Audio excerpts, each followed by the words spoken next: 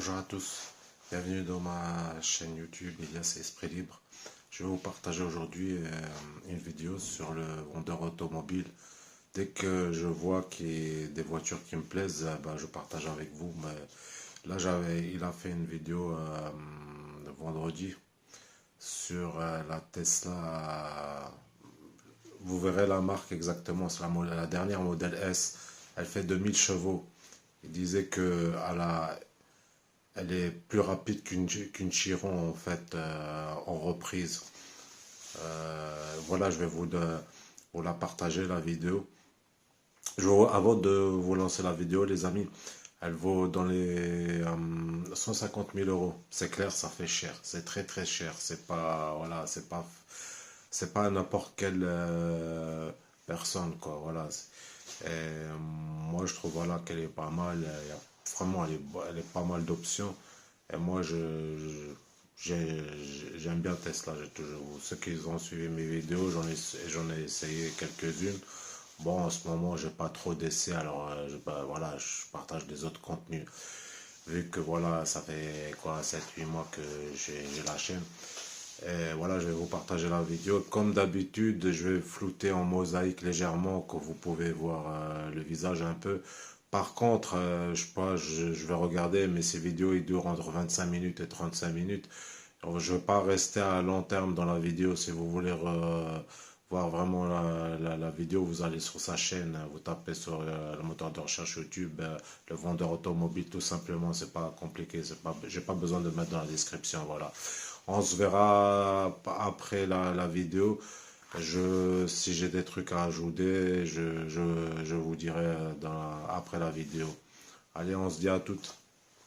2,1 secondes pour atteindre les 100 km/h, 322 km/h en vitesse de pointe. Voici la berline de série la plus performante de l'histoire, la nouvelle Tesla Model S Plaid. Vous avez été, non pas des centaines, mais des milliers à m'envoyer des messages sur Instagram, sur TikTok, sur mon email et aussi en commentaire de mes vidéos YouTube pour que j'essaye cette nouvelle Tesla Model S Plaid. Je vais vous présenter ses caractéristiques extérieures, son habitacle, ses technologies, les mises à jour. Bien sûr, on ira faire un tour sur la route. Et là, vous allez vraiment être très étonné des accélérations, puisqu'elle accélère plus fort qu'une Bugatti Chiron Super Sport. Et en fin de vidéo, je conclurai en vous donnant ses défauts ainsi que ses qualités pour répondre à une question. Est-ce qu'elle a les qualités pour occuper la première place dans la catégorie des berlines haut de gamme? Sur Model S, donc peu d'évolution esthétique, même si vous allez voir pas mal d'évolutions ont été apportées au niveau de l'esthétique du véhicule. Près de 936 000 Tesla ont été livrés en 2021 à travers le monde et moins de 25 000 Model S et Model X confondus. Donc on va dire que l'immense majorité des Tesla qui ont été livrés l'année dernière, c'était des modèles Y et des modèles 3. C'est important de le savoir. Alors sur cette nouvelle version, on a toujours une caméra en haut du pare-brise qui vous permet d'utiliser le système d'autopilote et aussi les aides à la conduite. Il y a plusieurs teintes de carrosserie proposées. De série, vous avez le blanc, vous avez aussi le gris, le noir, le bleu et aussi le rouge, qui est facturé 2200 euros. C'est vrai que lorsqu'on regarde le capot du véhicule, ce n'est pas un capot moteur, puisque le moteur n'est pas dans la partie avant du véhicule, on se dit que peu d'évolutions ont été apportées, mais tout de même, on en a quelques-unes. On a ces nouveaux feux à LED avec un éclairage adaptatif et dynamique. Ici, juste à côté du T de Tesla, on a cette forme qui reprend la première lettre du nom de la marque. Ça dynamise un petit peu les lignes plutôt courbées du véhicule. C'est vrai qu'on a peu de lignes ciselées sur l'avant de la Model S. Et puis surtout, on a un nouveau bouclier avant avec une plus grande entrée d'air centrale qui vient refroidir les batteries du moteur électrique. Mais ce descend n'est pas là par hasard sur ce nouveau bouclier avant, puisqu'il permet de faire circuler l'air vers les seuils latéraux, le soubassement plat du véhicule et aussi le diffuseur arrière pour diminuer les perturbations, réduire la traînée et aussi améliorer la tenue de route du véhicule. Comme quoi l'esthétique, ça peut servir surtout pour le côté dynamique de la voiture. Jantes de 19 pouces de série, en option vous pourrez avoir ces jantes de 21 pouces, les arachnides, ce sera 4900 euros. Sur le système de freinage, étrier fixe à 4 pistons à l'avant, 380 mm de taille pour les disques, et à l'arrière on a un étrier à simple piston flottant avec des disques d'une taille de 365 mm. Des caméras, vous en avez une première ici, et aussi sur le pilier B du véhicule, qui vont vous permettre entre autres d'utiliser le mode sentinelle, dont je vous avais déjà parlé, je vais vous en reparler à l'intérieur du véhicule. Et aussi, lorsque vous allez activer vos clignotants, vous aurez un retour caméra dans le système d'infodivertissement via les caméras qui se situent sur les ailes avant. Sur les vitres, on a jantes de 19 pouces de série en option résiste toujours au poids de 2 éléphants d'Afrique adulte, Dixit Tesla.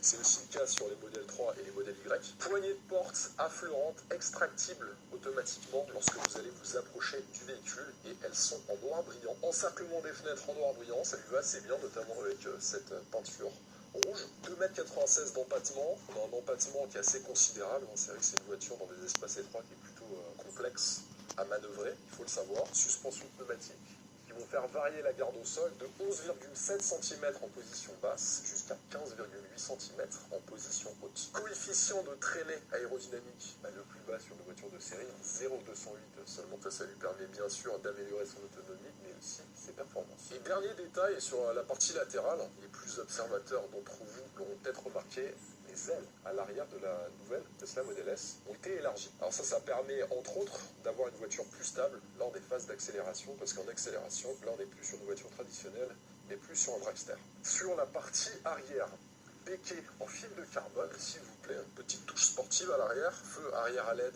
avec ce bandeau noir qui relie les feux arrière. On a le diffuseur arrière qui a été entièrement redessiné en noir brillant, avec les catadioptres qui sont horizontaux. Et puis surtout, on a le logo Plaid. Alors le logo Plaid, d'où il vient et déjà d'où vient ce nom Plaid? Alors il faut savoir que ça vient d'un film qui s'appelait Spaceballs, qui a été produit et commercialisé en 1987. Et dans ce film, à un moment, vous avez une scène avec un vaisseau spatial qui atteint une vitesse en mode ludicrous. Ce mode ludicrous, il est censé apporter déjà de très grandes performances pour le vaisseau spatial. Et c'était le nom du mode boost sur les anciennes Model S. Et dans ce même film, Spaceballs, on appuie long et vous avez l'accès à l'auto-pilote plus la molette. Et sur la partie gauche, vous avez les clignotants avec la caméra, le retour caméra juste derrière, à droite et à gauche. Pour annuler le clignotant, il suffit juste de rappuyer de cette manière. Appel de phare aussi est présent, en appui bref. Et si vous faites un appui long, juste là, là vous serez en feu de route et vous avez toujours une molette qui est disponible sur la gauche. Disparition de la boîte de vitesse. Vous savez, sur les anciennes Model S, vous aviez un commodo juste ici, qui était au passage emprunté à Mercedes. Là, plus de boîte de vitesse, il n'y a strictement aucun commodo dans cette nouvelle Model S Plaid. En fait, le commodo, il est digital. Vous avez juste à appuyer sur le frein, de cette manière. Et en fait, le sélecteur de vitesse, il est à l'écran sur la gauche. Donc pour aller en avant, vous prenez le petit véhicule, vous poussez vers l'avant, la voiture va avancer. Vous pouvez vous mettre en parc, en marche arrière, cette manière, en neutral, je vais me remettre en parc. Il y a aussi un système automatique qui est disponible que vous pourrez activer, qui vous permettra en fait de ne pas avoir à appuyer sur l'avant ou l'arrière. Il va détecter si la voiture doit aller en avant ou en arrière. Donc je ne l'ai pas essayé parce que ça me fait un petit peu peur ce genre d'automatisme. Sur ce volant yoke, regardez sur les manœuvres, on s'en rend compte plus facilement. Regardez la largeur, donc ça vient presque dans mon genou. Donc au début c'est un peu déstabilisant. On n'a pas l'habitude de monter ses mains sur des manœuvres de manière aussi élevé, et puis surtout il tourne. C'est pas juste une démultiplication, vous avez juste à faire ça pour tourner les roues complètement, il faudra vraiment le tourner. Et là je vous assure, quand vous faites des manœuvres au début, c'est très bizarre. Je pense que ça nécessite plusieurs jours avant de s'habituer. Par contre, moi ce que j'ai aimé pour le coup, alors autant les manœuvres j'ai trouvé ça un petit peu déstabilisant, autant sur des évolutions classiques, sur des routes nationales, même en ville, le fait d'avoir cette visibilité et surtout ce tableau de bord dégagé, déjà ça vous permet de lire parfaitement cet écran d'instrumentation, et surtout on se sent moins comprimé, moins engoncé dans cet habitacle, et on a cette sensation d'avoir énormément d'espace à disposition, et ça j'aime bien. Vous aurez aussi accès à la sélection des vitesses avec ces commandes qui sont juste en bas de la console centrale, avec bien sûr le parking marche arrière, les warnings, le neutral et bien sûr le drive. Grosse évolution, vous pouvez les mettre en bas pour régler vos favoris. Donc ça c'est plutôt très bien vu. Au niveau du pédalier et de la direction, vous pouvez régler l'accélération sur 3 modes, confort, sport et plaid. Il y a le mode dragster. Alors le mode dragster, c'est le mode qui va vous permettre de faire le 0 à 100 2 secondes 1. Ce mode, si les batteries sont froides, il va mettre peut-être 10 minutes à faire chauffer les batteries. Et si vous avez déjà roulé, là ça va mettre quelques secondes seulement.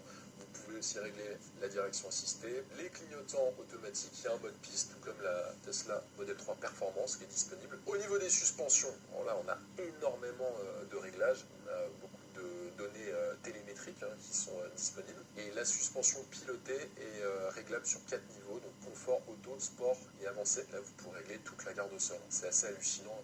La finesse du réglage, on a accès à tous les paramètres de recharge, l'autopilote aussi avec l'assistance au maintien de câble et l'aperçu de la visualisation de conduite entièrement autonome qui est activable sur le verrouillage du véhicule. Au niveau de la climatisation, on peut régler complètement le flux d'air, comme vous le souhaitez, c'est top. Et les bus d'aération en fait sont maintenant cachés, ça c'est très bien vu. On peut aussi régler les sièges, chauffants et ventilés à l'avant, ils sont chauffants sur la partie arrière, on peut tout régler. C'est vraiment super bien fait et surtout c'est simple à utiliser, il faut le noter. Et sachez que lors des journées chaudes, l'intérieur du véhicule reste toujours au frais. On a toujours le mode chien, vous savez, vous pourrez laisser vos chiens dans le véhicule. Par temps froid, le préconditionnement réchauffe automatiquement l'habitacle et prépare la batterie pour optimiser l'autonomie et surtout son efficacité. Il y a 2 chargeurs à induction sous l'écran, juste ici. Les warnings et la boîte de vitesse. Là vous avez un insert en fibre de carbone sur la console centrale avec un très grand compartiment de rangement qui est profond. Alors vous pouvez l'ouvrir ici, vous aurez accès à 2 portes gobelets, un premier rangement et ensuite un deuxième rangement très profond. Là pour le coup vous pourrez rentrer énormément de choses et là vous pourrez le refermer de cette manière. Et sur le centre, là on a un autre rangement qui est présent. À noter que dans le premier vous avez une prise 12 volts et 2 prises USB-C qui sont disponibles.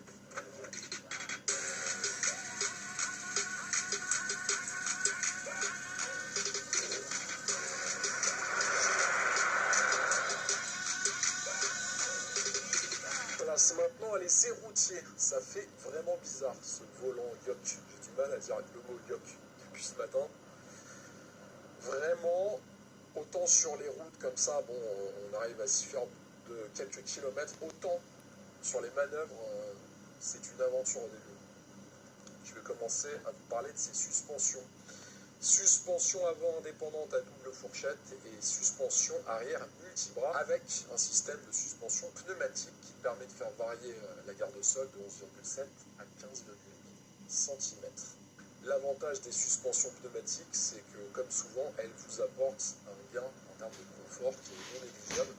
C'est le cas sur la Model S de dernière génération. Là, quand je vais dans suspension, en fait, je peux régler la suspension pilotée. Il y a 4 modes, confort, automatique, sport et avancé. Alors, ce que j'ai remarqué par rapport à mon style de conduite, c'est que le mode automatique avait tendance à me faire un réglage assez ferme de la suspension. Peut-être parce que j'ai une conduite un peu dynamique. Mais pour vraiment profiter d'un amortissement appréciable sur des chaussées dégradées, il fallait que je me mette systématiquement en mode confort. Et en mode sport, là pour le coup, vous allez avoir un tarage de suspension extrêmement ferme, pas forcément agréable d'ailleurs sur des routes comme celles sur lesquelles je suis en train d'évoluer. Alors, bien sûr, ces suspensions pneumatiques, elles se couplent à une voiture qui est plus légère que l'ancienne Model S, un peu plus de 40 kg gagnés par rapport à l'ancienne. On ressent que la voiture est quand même plus agile que l'ancienne génération. Alors je pense qu'il y a 2 choses qui jouent, c'est bien sûr le gain de poids et aussi l'amélioration des suspensions. Là.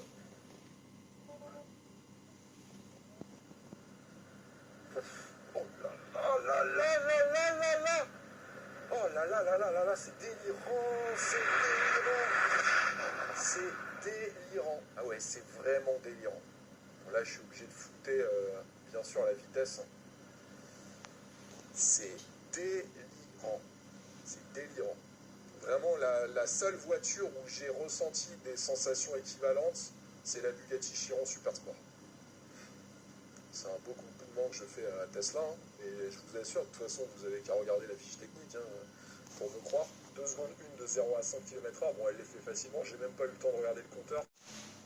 Ben voilà les amis, je vous ai pas tout montré parce que voilà, ça dure quand même 40 minutes la vidéo et il faut des bonnes vidéos. Bon, moi de temps en temps j'ai du mal à le suivre parce que bon, il y a tellement, c'est vrai, il y a tellement de voitures qui sont bien et après ça dépend de la situation à chacun parce que là le véhicule il vaut 150 000 euros. Mais c'est tentant, franchement c'est tentant, mais c'est pas à n'importe quelle personne aussi. Et voilà, et pour les restes des options, les restes des définitions, les restes des renseignements, vous allez sur sa chaîne, le vendeur automobile, vous tapez sur YouTube, franchement, il donne de A à Z la définition de la voiture. Après, voilà, j'avais déjà partagé une vidéo sur la Nissan qui a été pas mal. Elle vaut dans les 35 000 ou 38 000 ou je sais pas, dans les 30 ou 35 000, je me rappelle plus. Ça fait, bon, déjà, il y a presque trois semaines, ouais, moi. Et voilà, comme je vous dis, franchement, c'est un truc incroyable. Là, c'est 322 km/h quand même à les atteindre. 2000 chevaux, c'est aussi rapide qu'une Chiron, quoi, en reprise et tout ça. Vous avez entendu 2 secondes, hein, carrément, c'est un truc de fou, hein. Ouais, mais celle-là aussi, je risque bon, ça va mettre longtemps, peut-être d'ici quelques mois, je l'aurai en essai, celle-là. Mais voilà, quoi, si vous voulez le suivre, vous allez, comme je vous ai dit, sur le vendeur automobile. Moi, voilà, on se voit dans la prochaine vidéo, dans la semaine d'après. Abonnez-vous et enclenchez les notifications pour être au courant de mes contenus. Bon, moi, je varie assez régulièrement les contenus, je reste pas sur le même thème parce que voilà, je suis passionné aussi d'automobile, mais en ce moment, voilà, j'ai pas d'essai, je manque de temps et tout ça, alors j'essaie d'être actif sur YouTube, quoi. Voilà, je vous laisse les amis, prenez soin de vous et on se dit à la prochaine dans les prochaines vidéos. N'hésitez pas à vous abonner. Allez, ciao, ciao l'ami.